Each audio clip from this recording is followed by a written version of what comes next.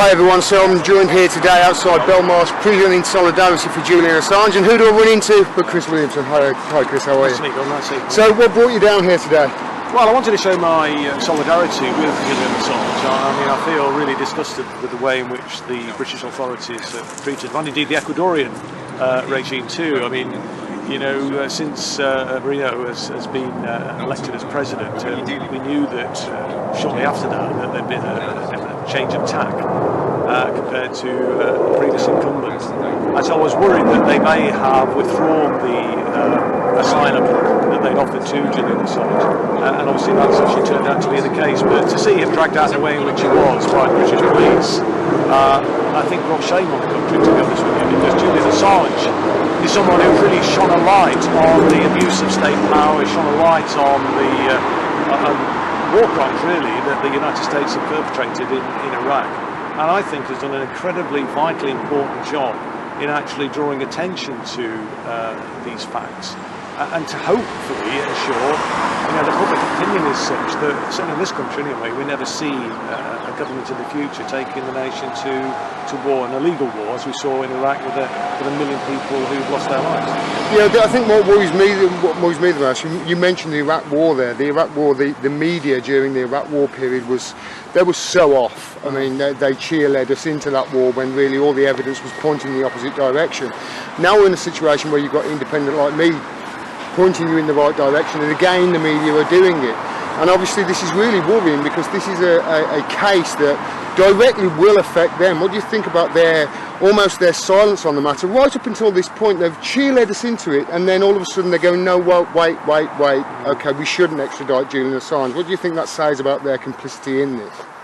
Well, I think, you know, my opinion of the mainstream media in this country is a very low one, I've got to say, and I think in many ways it's got considerably worse over the years. And I remember back in the early 1980s when Tony Benn was in his pomp, and the party was embracing a more Labour Party, that is, embracing a more progressive agenda. I mean, he was completely demonised and smeared in the press, and there was no real way of fighting back. So the press, the media in general has never really covered itself in glory, never really, I think, given particularly progressive voices a fair hearing.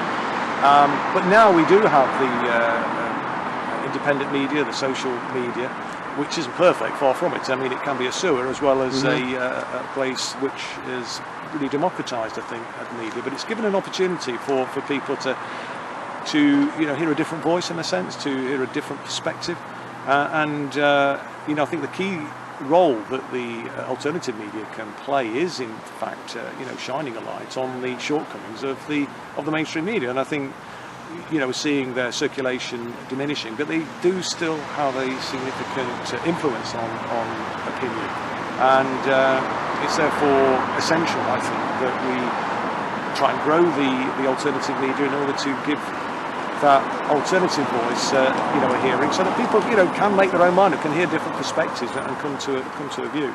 Because look, I mean, Julian Assange, we've heard from, and we've not heard this, I don't think, in the mainstream media. I mean, you may be able to correct me if I'm wrong. The voices from Amnesty International, the voices from UN experts who're very, very concerned about the way in which Julian Assange has been treated, and talking about how this, his human rights are at very real peril now as a result of these actions. So it's really important that we stand together in solidarity to try and resist any attempts to extradite him. And just final question, Chris, while I got you, you mentioned there is human rights. What do you know about the way he's been treated with regards? Obviously, he was in very poor health when he was dragged out of that embassy. But I mean, I would hope that the UK authorities are treating him a much better way than he was treated by the Ecuadorian authorities during the last few months of his stay. Do you know anything with regards to that? I don't, but it's very, very clear that he did look like an ill man. There's absolutely no doubt about that. And rather than bundled into a back of a police van, he should have been put into an ambulance and taken to hospital.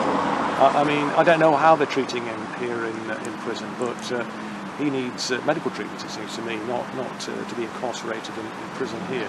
And so I hope this will be a short-term period in prison, and hopefully he will be out, and the extradition will be rejected, and he can then start making the huge important contribution that he has made hitherto shining a light on really important issues of the day.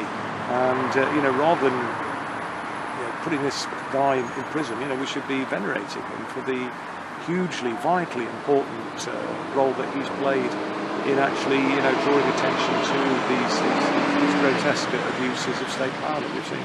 Well, thanks very much for your support, Chris. It's great to see you here. Thanks very much. All the best. All the best. Cheers. Thanks for watching. Please make sure you're still subscribed and click the bell below for a notification of when I drop further videos.